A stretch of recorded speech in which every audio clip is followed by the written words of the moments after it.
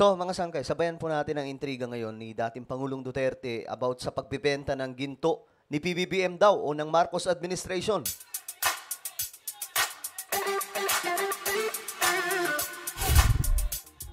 Yo, what's up guys? This is me, Sangkay Janjan, and I'm back for another vlog today.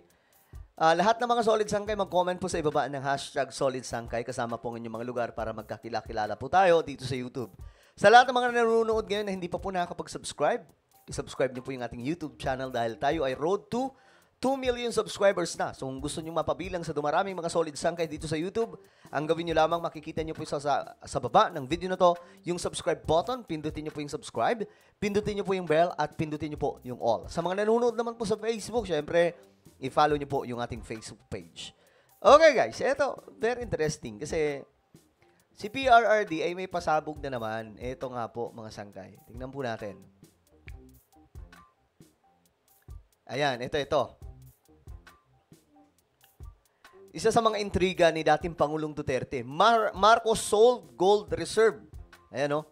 Former President Rodrigo Duterte launched a scathing attack on the Marcos administration during the Cebu People's Indignation rally on Saturday, accusing the Marcos family of stealing and selling the country's gold reserve and blaming them for the weakening Philippine peso. So ito po yung sinasabi po dito mga sangkay na ito yung intriga ni PRRD mga sangkay na nagbenta daw. Actually, nakaraan pa po ito mga sangkay, sinasabi nagbenta daw po si PBBM ng ginto. Sabi dito, ang unang gikawat ni Marcos ang atong gold reserve. Sigihan na nagbaligya ang atong gold hangtod karon. Okay, hanggang ngayon daw po nagbebentang ng gold. Maliit na lang daw po ang gold natin ngayon mga sangkay. So ano na lang gagawin natin para tumindig ang ating ekonomiya sa paparating na panahon? Okay, mga sangkay, the first thing Marcos stole was our gold reserve. They have been stealing our gold until now. Okay, ngayon mga sangkay, ito po ay isang intriga. Hindi ko alam kung ang tinutukoy niya dito si former President Marcos or si PBBM, pero mga sangkay, malinaw naman po sa ating lahat na pag sinabing gold, Marcos Gold, alam po natin na tumutukoy po yan sa Marcos Wealth. Kung titingnan po natin dito mga sangkay, pagdating po sa Marcos Wealth, kilala po yan. Simula pa po noon na ang mga Marcos ay mayroon pong matitinding mga ginto na nakadeposit sa iba't ibang mga bangko. Kung kaya't mga sangkay, marami na po silang mga kasong na ipanalo. Lahat po ng mga nag-file ng kaso laban po sa mga Marcos, hindi po tumindig. Maliban po sa isang i-file kay Imelda Marcos mga sangkay. Pero eto, alam po ng buong mundo na mayroon pong malaking kayamanan ng mga Marcos na nakadeposito sa iba't ibang mga bangko. Ayan mga sangkay, oh. Hindi po ito kwentong barbero. So, for me, ako, wala namang problema kay PRRD. Pero mga sangkay, politika ito. Alam kong kwentong barbero yung sinasabi ni PRRD. Buong mundo alam mga sangkay na ang Marcos Gold or Marcos Wealth ay totoo. Hindi po Talyano Gold. Alright? Hindi po Talyano Gold. Ang Talyano Gold ay isa pong hoax, isa pong kalokohang kwento lamang.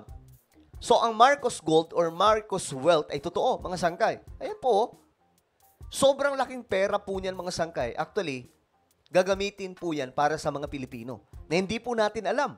Baka nga po ang pagbenta, nakaraan mga sangkay, ng ginto ng Marcos administration, hindi po natin alam.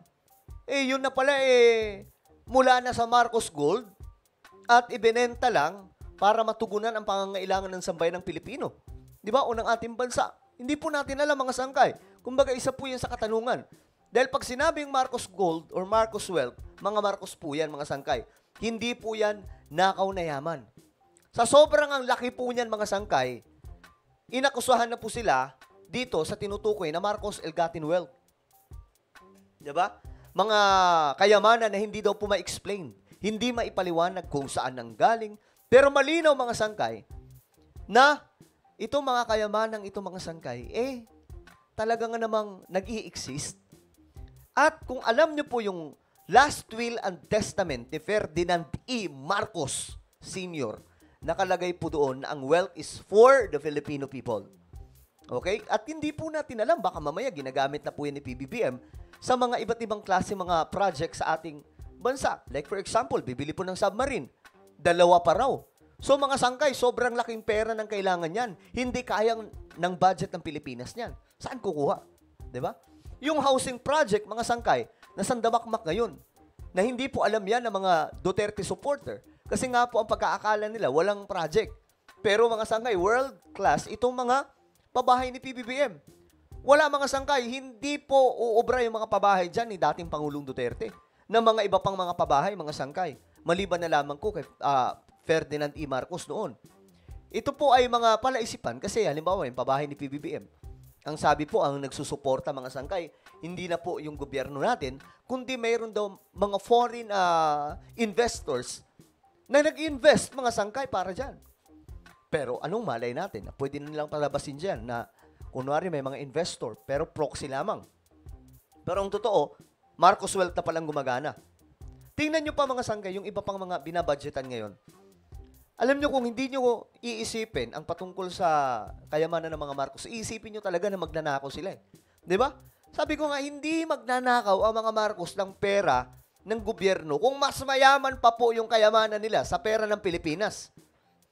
Di ba mga sangkay? At eto po, maraming beses na nilang naipanalo yan.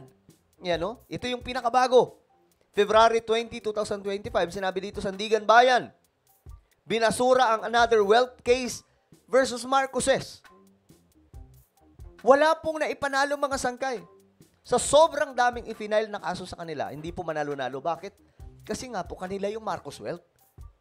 O, isa sa patunay mga sangkay ay eto.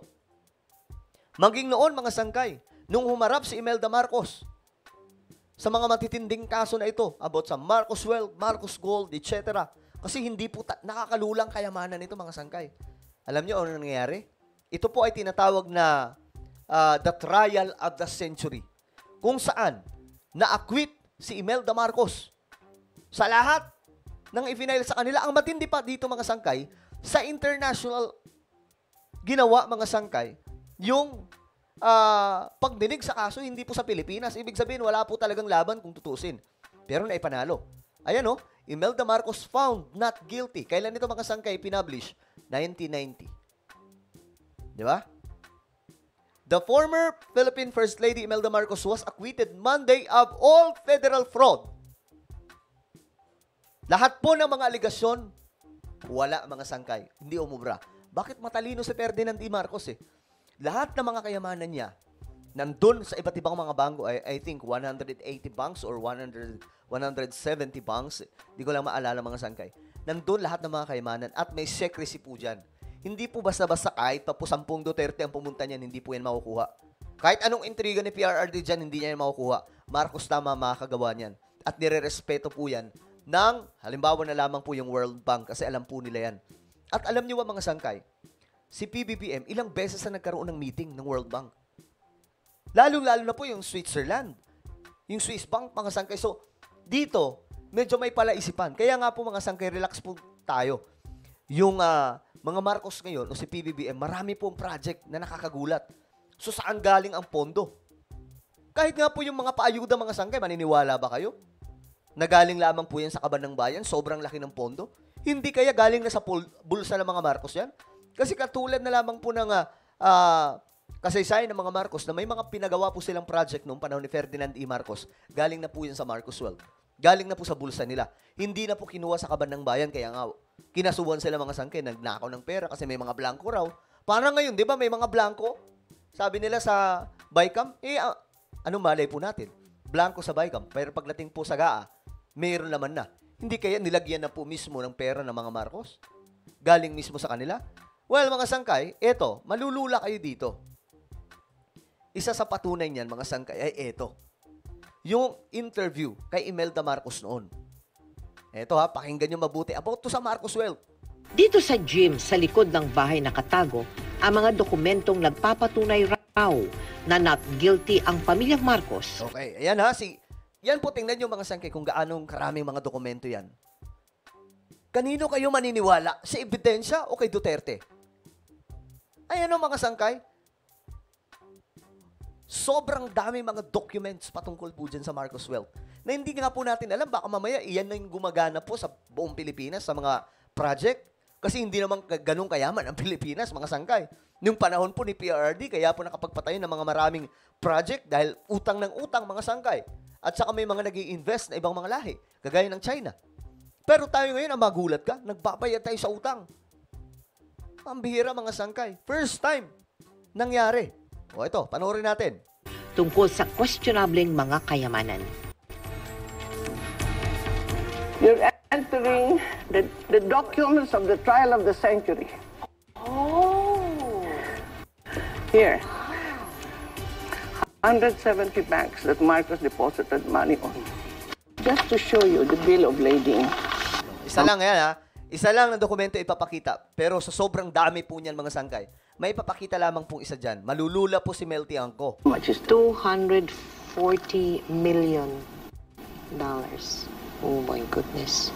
Is it million? Billion? billion? Billion? 240 billion? Only one ship. Ano sabi ni Imelda Marcos, mga sangkay? 140 billion? Only one shipment. And these are plenty of shipments.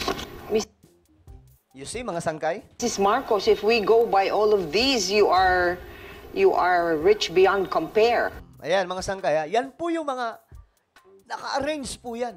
Andyan yung lahat ng documents, mga sangkay, para po sa sambayan ng Pilipino, para matulungan ng ating bansa. Kaya mantakin nyo, mga sangkay, yung mga project ngayon ni PBBM. Maging aware sana ang lahat. Marami pong project ngayon, maliban pa po sa mga tinuloy ni PBBM ng mga project ni PRRD. Marami sa mga project ngayon, mga sangkay, mga palaisipan na eh. Teka lang, sino ba talaga yung nagpondo niyan? Baka naman pinapalabas lang nila na may foreign investor, pero ang totoo, pera na nila ang ginagamit galing sa Marcos Wealth. 'Di ba? Kasi itong Marcos Wealth, mga sangkay, para po ito sa lahat ng mga Pilipino. Nandun po mismo sa last will and testament ni former President Marcos. Okay? And I'm sure alam po ito ni PRRD. Pero dahil nga po sa init ng politika ngayon, ginagawa pong intriga. 'Di ba, mga sangkay? But again, ito ang magpapatunay na ang mga kayamanan na yan ay sa kanila. Imelda Marcos found not guilty. Noong panahon pa yan, mga sangkay. Sa international po yan. Inulit na lamang po, mga sangkay, dito sa Pilipinas, pinagkasukasuhan ng mga Marcos, pero naipanalo ulit. Isa sa mga bagong naipanalo ay ito. February 20, 2025. You see? So kung magbenta man ng ginto ang mga Marcos, hindi na po natin alam yan kung ito ba ay galing sa gobyerno ng Pilipinas? O baka, mga sangkay, galing na po yan sa kanilang sarili. Diba? Palaisipan yan, mga sangkay. So magtiwala lamang po tayo, okay? Magtiwala lamang po tayo. Ngayon nga, mga sangkay, mayroon po tayong ginawang YouTube channel. Ito po ay Tatak Marcos Projects PBBM. Ito guys, hanapin nyo po sa YouTube. Okay? Kasi dito lamang po tayo mag-upload ng mga Tatak Marcos o Tatak BBM na mga project. Kasi para po makita natin kung gaano kadami yung mga proyekto ni PBBM. Wala pong halo dito, ha. Hindi na po natin hinaluan ng kay PRRD kahit po yung mga tinuloy niya. Talagang kay PBBM lang to. So ngayon, pagkatapos po ng ating vlog, hanapin nyo to, Tatak Marcos Projects, subscribe nyo. Alright? So, ayun, hindi lang pala subscribe. I-click nyo rin po yung bell at i-click nyo rin po yung all. Alright? So, ako na po ay magpapaalam. Mag-iingat pong lahat. God bless everyone.